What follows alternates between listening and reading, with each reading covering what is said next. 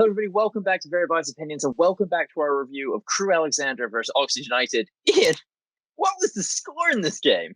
A very uneventful and very dire score, Thomas. But it was, as I'm only joking, Crewe Alexandra 0, Oxford United 6.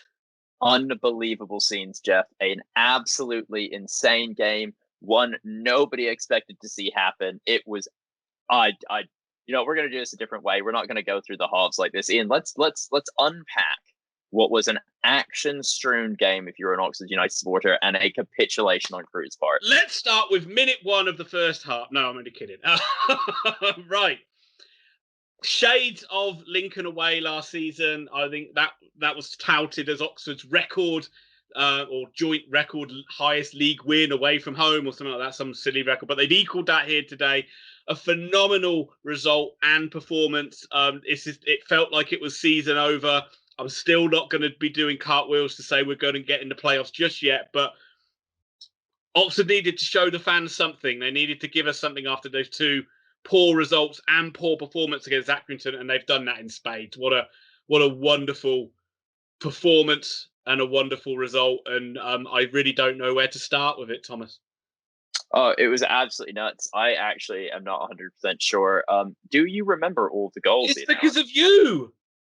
I'm back. And Oxford won 6-0. There it is. That's what we needed here. My brother must be pulling his hair out because he can never seem to get on when Oxford do victories. No. So talk about defeat. But hey-ho, that is why we call him the pessimistic one. But yeah, weirdly, Tom, it was quite an even game up until the first goal went in. And both sides looked quite good going forward and created chances. And it felt it was very nip and tuck between two quite evenly matched sides. And then once Oxford got the first goal, they never really looked back. Yeah, it was like takeoff, wasn't it? They scored 1, then they scored 2, then they scored 3, then 4, 5, and then at the end 6. What did you Did you say it was like Face Off? Yes, exactly that. Nicolas Cage, John Travolta. I don't think we need to go over every goal unless you want to. Do you want to go over every goal, Ian? Are you fucking kidding? Of course I want to go over every goal in extreme details. Welcome back to the starting lineup, Josh Ruffles. It's a good time to segue into the starting lineup. He came back into the side. Sykes came back into the side after being suspension. Goran is still injured. So we had that traditional back 5, but then just slightly different in midfield. Lee played wide right instead of Shadipo, but other than that, it was as you were. And the first goal came from good play by Henry. He played in long, who did really well to keep the ball in. His cross was a little under hit, but I think it might have been Elliot Lee or it was Taylor who flicked it on at the near post. A header by Josh Ruffles. Liaskalainen should have saved it. But as I said on stream, he'd done what the Granada keeper did to get for Fernandez's penalty and just pushed it into the bottom corner. 1-0 to Oxford. And I think we were all kind of like jaw dropped at that point, didn't it? We didn't know what to do to see Oxford score a goal. Yeah, I think we had not expected anything like that. And both of us were just all the fans were just, everyone on the channel was freaking buzzing at that point, weren't they? All the stuff we were talking about is why we're not going to go up and what's gone wrong and what's happened or Oxford haven't done this season. And all we talked about was they haven't scored enough goals. And it was almost like the Oxford players heard us and wanted to prove it wrong. And I remember Matt, our good friend from Grandstand Bedders, asked me, will there be any more goals in this first half? And I was like, nah, I don't think so. Not a chance. Not a chance. What the hell do I know?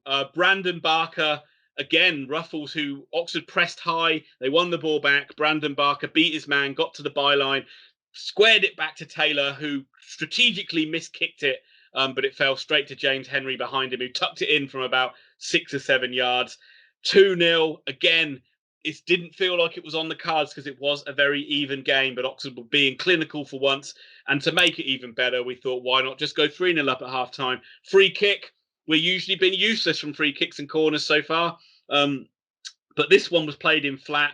Load of players missed it. It came through to Elliot Moore, who was able to take a touch, the heaviest touch you'll ever see, but he still managed to get there ahead of Jaskalainen and prod it home for 3-0. Oxford in dreamland. It couldn't get any better than this, could it, Tom? It could, because the second half kicked off. It did indeed, and the second half started with the Brandon Barker show. It was awesome. Yeah, and he showed us what a quality forward player he is, as he won the ball back inside his half, spun past a couple of players, ran at the Crewe defence, got to the edge of the box, like what he did against Swindon. He cut inside, no one could get near him, hit a shot through a defender's legs into the bottom corner. This was literally 2 minutes in to the second half, and I mean, bloody hell! What they say, there's no bad times to score, but generally, just before halftime, just after halftime, pretty much kills most sides off. Doesn't it? Yeah, and that did kill them off. Crewe offered nothing from that one onwards. They had a couple chances in the second half because Oxford just were 4-0 up and didn't care a huge amount, but they managed to get 2 more goals in. Do you know what, Tom? One thing pisses me off this season: Oxford never get penalties. Well, I hear that changed. It did, and that's how you know things will go in Oxford's way when they actually did get awarded a penalty. It seemed like it was pretty cut and dry. Mark Sykes got in there. He can't score for love nor money, so probably the best thing to happen was for the defender to drag him down. And it gave another guy who can't score for love nor money, Cameron Brannagan, the chance to score from the spot. And he ran up, crap penalty.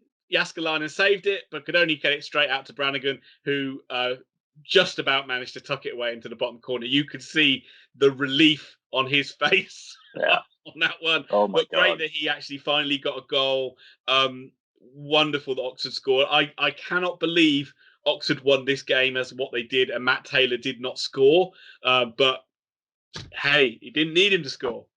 Another man who we talked about on the stream, shall we keep him, shall we not keep him for next season? As if he was listening to us, and he popped up with the 6th goal. That was Sam Winnal. Adji did really well out wide, got some space, delivered a very nice cross to the back post. Winnal pulled away from his marker and tucked it in from about 3 yards. It's kind of your classic striker goal, really. Just poacher's finish. And what can you say? Magnificent.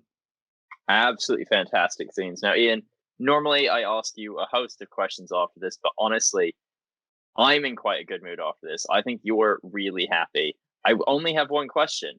It's 6-0. They've finally gotten back on a win. Does this kickstart a promotion push, or is this just a nice thing to take with you to the end of the season?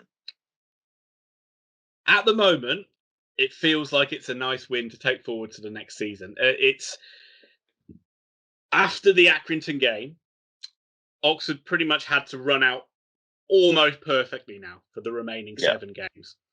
Yeah.